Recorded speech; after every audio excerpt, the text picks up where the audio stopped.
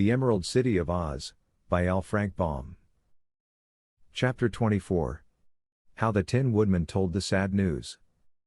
The Tin Woodman received Princess Dorothy's party with much grace and cordiality, yet the little girl decided that something must be worrying her old friend, because he was not so merry as usual. But at first she said nothing about this, for Uncle Henry and Aunt Em were fairly bubbling over with admiration for the beautiful tin castle and its polished tin owner. So her suspicion that something unpleasant had happened was for a time forgotten. "Where is the Scarecrow?" she asked, when they had all been ushered into the big tin drawing room of the castle, the sawhorse being led around to the tin stable in the rear. "Why, our old friend has just moved into his new mansion," explained the Tin Woodman. "It has been a long time in building, although my Winkies and many other people from all parts of the country have been busily working upon it. At last, however, it is completed, and the Scarecrow took possession of his new home just 2 days ago." "I hadn't heard that he wanted a home of his own," said Dorothy.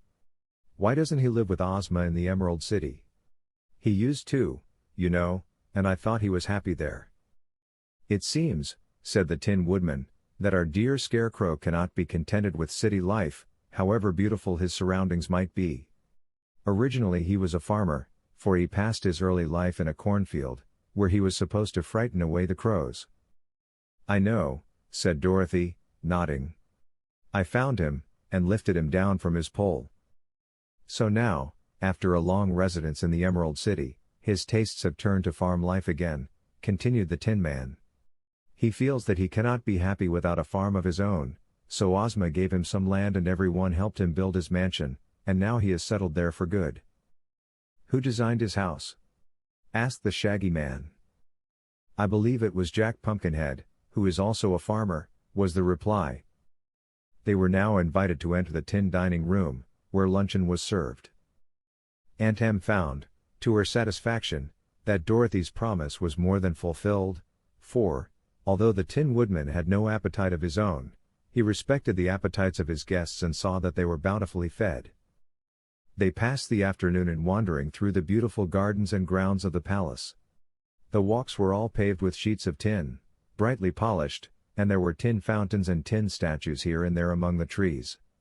The flowers were mostly natural flowers and grew in the regular way, but their host showed them one flower bed which was his especial pride. "You see, all common flowers fade and die in time," he explained, "and so there are seasons when the pretty blooms are scarce. Therefore I decided to make one tin flower bed all of tin flowers, and my workmen have created them with rare skill.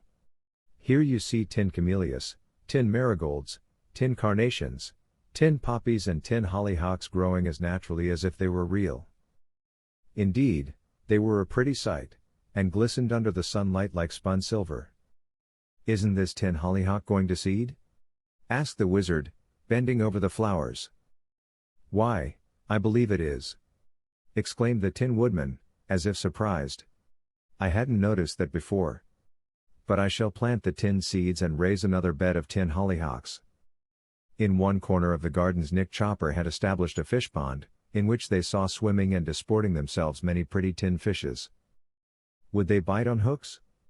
asked Aunt Em, curiously. The Tin Woodman seemed hurt at this question. "Madam," said he, "do you suppose I would allow anyone to catch my beautiful fishes, even if they were foolish enough to bite on hooks? No, indeed.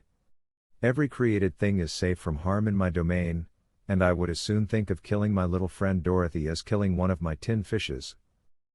"The Emperor is very kind-hearted, ma'am," explained the wizard. "If a fly happens to light upon his tin body he doesn't rudely brush it off, as some people might do, he asks it politely to find some other resting place." "What does the fly do then?" inquired Aunt Em. "Usually it begs his pardon and goes away," said the wizard, gravely. "Flies like to be treated politely as well as other creatures, and here in Oz they understand what we say to them, and behave very nicely." "Well," said Aunt Em, "the flies in Kansas, where I came from, don't understand anything but a swat. You have to smash 'em to make 'em behave, and it's the same way with skeeters. Do you have skeeters in Oz?" "We have some very large mosquitoes here, which sing as beautifully as songbirds," replied the Tin Woodman. But they never bite or annoy our people, because they are well fed and taken care of. The reason they bite people in your country is because they are hungry, poor things.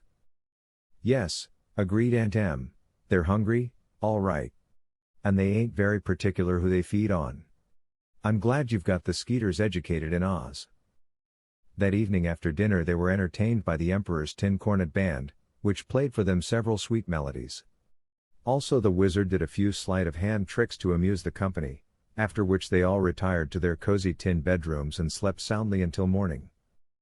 After breakfast Dorothy said to the Tin Woodman, "If you'll tell us which way to go we'll visit the Scarecrow on our way home."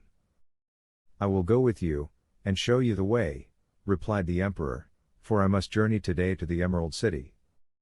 He looked so anxious, as he said this, that the little girl asked, "There isn't anything wrong with Ozma, is there?" He shook his tin head. "Not yet," said he, "but I'm afraid the time has come when I must tell you some very bad news, little friend." "Oh, what is it?" cried Dorothy. "Do you remember the Gnome King?" asked the Tin Woodman. "I remember him very well," she replied. "The Gnome King has not a kind heart," said the Emperor, sadly, "and he has been harboring wicked thoughts of revenge, because we once defeated him and liberated his slaves and you took away his magic belt. So he has ordered his gnomes to dig a long tunnel underneath the deadly desert, so that he may march his hosts right into the Emerald City. When he gets there he intends to destroy our beautiful country." Dorothy was much surprised to hear this. "How did Ozma find out about the tunnel?" she asked. "She saw it in her magic picture." "Of course," said Dorothy, "I might have known that. And what is she going to do?" "I cannot tell," was the reply. "Pooh!" cried the Yellow Hen. "We're not afraid of the gnomes. If we roll a few of our eggs down the tunnel they'll run away back home as fast as they can go." "Why, that's true enough!" exclaimed Dorothy. "The Scarecrow once conquered all the Gnome King's army with some of Billina's eggs." "But you do not understand all of the dreadful plot," continued the Tin Woodman. "The Gnome King is clever, and he knows his gnomes would run from eggs, so he has bargained with many terrible creatures to help him. These evil spirits are not afraid of eggs or anything else, and they are very powerful. So the Gnome King will send them through the tunnel first, to conquer and destroy, and then the gnomes will follow after to get their share of the plunder and slaves." They were all startled to hear this, and every face wore a troubled look. "Is the tunnel all ready?" asked Dorothy. "Ozma sent me word yesterday that the tunnel was all completed except for a thin crust of earth at the end. When our enemies break through this crust they will be in the gardens of the royal palace, in the heart of the Emerald City. I offered to arm all my Winkies and march to Ozma's assistance, but she said no." "I wonder why?" asked Dorothy. "She answered that all the inhabitants of Oz, gathered together, were not powerful enough to fight and overcome the evil forces of the Gnome King. Therefore she refuses to fight at all. But they will capture and enslave us, and plunder and ruin all our lovely land," exclaimed the wizard, greatly disturbed by this statement. "I fear they will," said the Tin Woodman, sorrowfully. "And I also fear that those who are not fairies, such as the wizard, and Dorothy, and her uncle and aunt, as well as Toto and Billina, will be speedily put to death by the conquerors." "What can be done?" asked Dorothy, shuddering a little at the prospect of this awful fate. "Nothing can be done," gloomily replied the Emperor of the Winkies. "But since Ozma refuses my army I will go myself to the Emerald City. The least I may do is to perish beside my beloved ruler."